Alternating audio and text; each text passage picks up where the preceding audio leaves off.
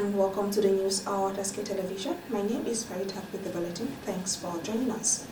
On the news, President Bola Tinubu has directed the Independent Corrupt Practices and Other Related Offence Commission to investigate the activities of the alleged fake Presidential Foreign Intervention Promotion Council.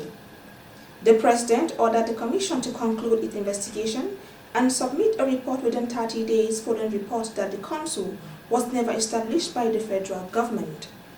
According to the presidential spokesperson Bayo Ananuga, the probe will cover alleged fraud appointment letters, fake government document, unauthorized bank account, and claims of presidential appointment. President Tinubu also directed all government ministries, departments, and agencies to cooperate fully with the investigation, stressing that anyone found culpable will face the full weight of the law. President Bola Ahmed Tinubu on Tuesday inaugurated the Presidential Working Group on the National Policing Bill to prepare the legal framework for implementing state police across the country. Tinubu, represented by his Chief of Staff, Mr. Femi, inaugurated the panel at the Presidential Villa, Abuja. Femi will serve as the chairman of the committee, while members include Attorney General of Federation, National Security Advisor, and Inspector General of Police. Tinubu said that while the constitutional amendment creates the framework for state police, the National Policing Bill will provide the legal structure for its implementation. Fagbemi urged governors to ensure speedy ratification of the constitutional amendment by the respective state of assemblies.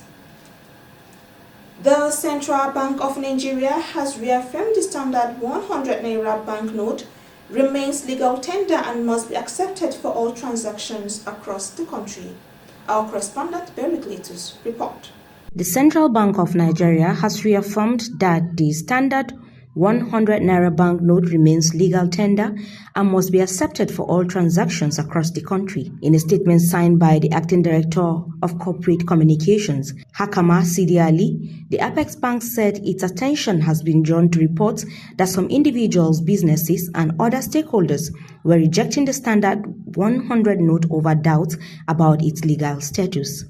The CBN clarified that both the standard 100 banknote and the commemorative 100 Naira banknote issued to mark Nigeria's centenary are valid legal tender. It stressed that the commemorative note did not replace the existing standard 100 Naira note. The bank warned individual businesses, financial institutions, and other economic agents against rejecting the standard 100 Naira note, describing such action as a violation of the provisions of the CBN Act and one that undermines confidence in the national currency. It added that appropriate enforcement measures will be taken against any person or organization found rejecting the banknote.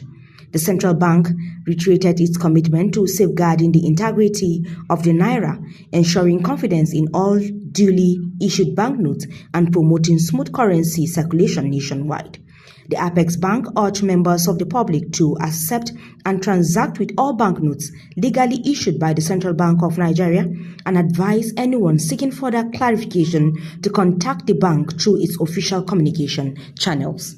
Berry Cletus, reporting for Husky TV News. The chairman of the Economic and Financial Crimes Commission, Ola Olukoyede, on Tuesday handed over 145 items recovered from the proceeds of the crime of the Federal Ministry of Education to support schools across the country.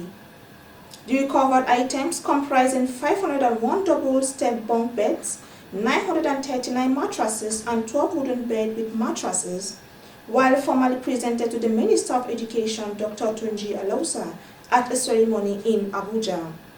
Speaking at the event, Ola Koyede said the items were recovered during the Commission's Operation Eagle Flush, a nationwide operation conducted in late 2024 against cybercrime and other financial offense. According to him, the operation led to the arrest of 792 suspects, including 193 foreign nationals, all of whom were investigated, prosecuted, and convicted before the foreign nationals were deported after serving their jail terms.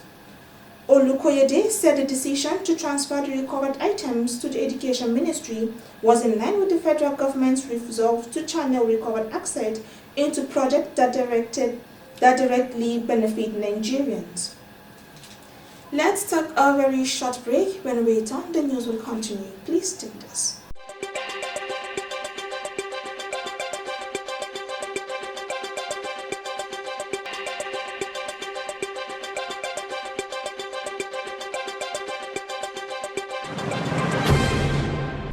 Welcome back from that short break. If you are just joining us, this is Haske TV News with me, Farida Haq. Now the news continue.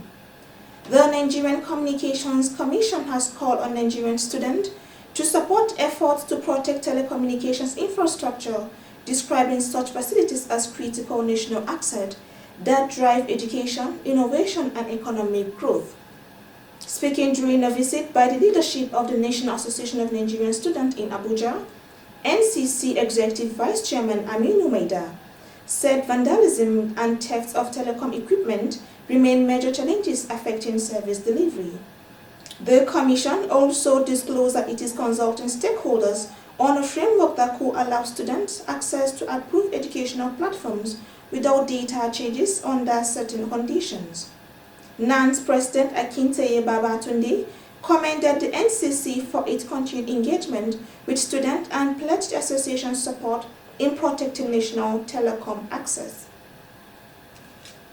The Independent Corrupt Practice and Other Related Offense Commission, ICPC, has accused former Kaduna State Governor Nasir El-Rufai of the violation of the conditions of a court-approved medical visit while in its custody.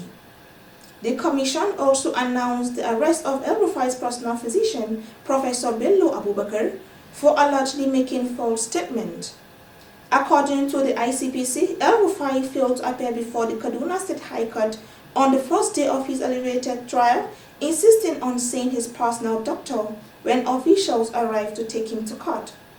The case has been adjourned to July 15, 2026 to hear applications relating to the trial and a petition seeking the transfer of the case.